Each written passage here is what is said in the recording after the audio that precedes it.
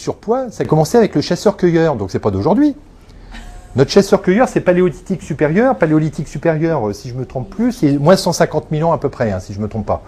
Donc, le paléolithique supérieur, c'est là où l'homme est passé du cru au cuit. Passage au cuit, qu'est-ce qui s'est passé à ce moment-là?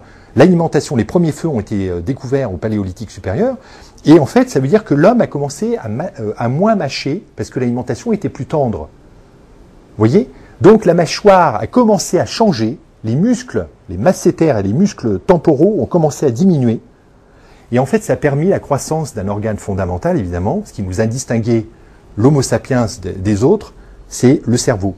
Le cerveau a pu se développer parce que l'économie d'énergie qu'on a eue au détriment de la mastication a pu se faire au profit de la croissance cérébrale. Mais maintenant, en 2008, la croissance cérébrale a atteint son objectif terminal. On ne va pas changer comme ça maintenant dans les millénaires qui suivent.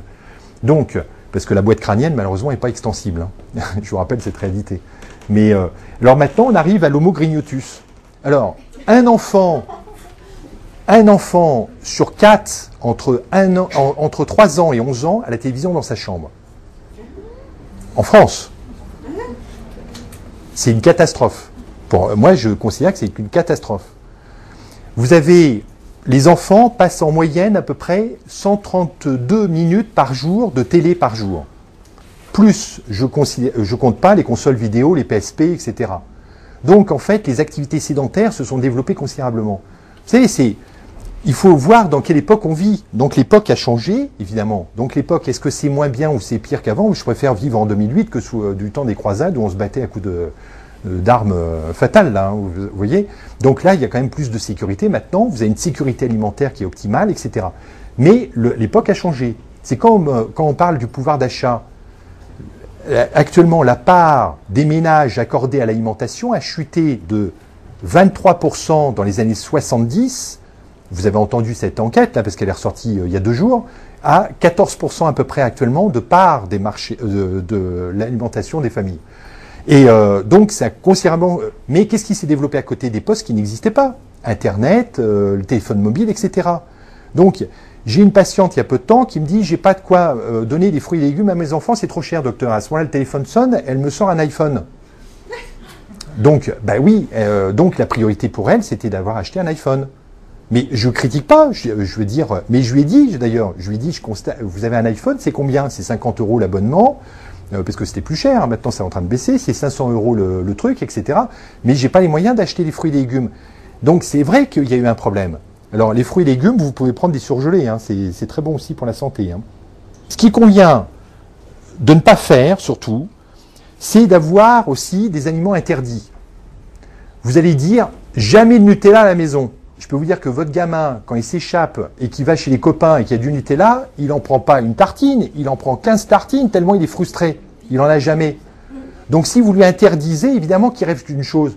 Vous êtes adulte, vous mettez-vous à cette place, vous êtes adulte, plus jamais de chocolat. Je me serre la ceinture, plus jamais de chocolat. Puis évidemment, on vous offre un ballotin de chocolat, 500 grammes, ben vous l'avalez en un quart d'heure. Parce que plus vite j'ai avalé, plus vite l'objet du délit sera dégagé. Et vous allez culpabiliser parce que vous allez vous rendre coupable. Le gamin, ça va être pareil. Vous allez développer les troubles du comportement alimentaire. C'est-à-dire, je me sens coupable. Donc, je vais manger en cachette. Donc, je vais grignoter. Donc, je ne vais pas dire à mes parents. Donc, après, petit à petit, je me sens pas bien, etc. Je vais demander des dispenses de sport aussi. Ne jamais demander de dispense de sport à un gamin. Parce que là, vous lui coupez l'herbe sous le pied. Parce que vous allez le stigmatiser encore plus. Donc, s'il y a un problème pour un gamin, résoudre le problème avec lui. Pourquoi tu ne veux pas faire de sport? Mais je ne t'interdis pas de faire du sport. Il n'y a pas de contre-indication à faire du sport chez un gamin qui est en surpoids ou en obésité. Si vous le faites, vous allez accentuer son problème. Parce qu'il va se sédentariser encore plus. Et il va encore plus se renfermer sur lui-même. Donc jamais faire ça. Le forcing alimentaire, on en a parlé tout à l'heure. L'attitude, alors il y a la néophobie alimentaire. Je vais en parler tout de suite. Alors, la nourriture... Elle a une fonction première, c'est manger juste, je vous ai dit tout à l'heure. La nourriture peut être un levier pour l'enfant pour faire agir sa famille.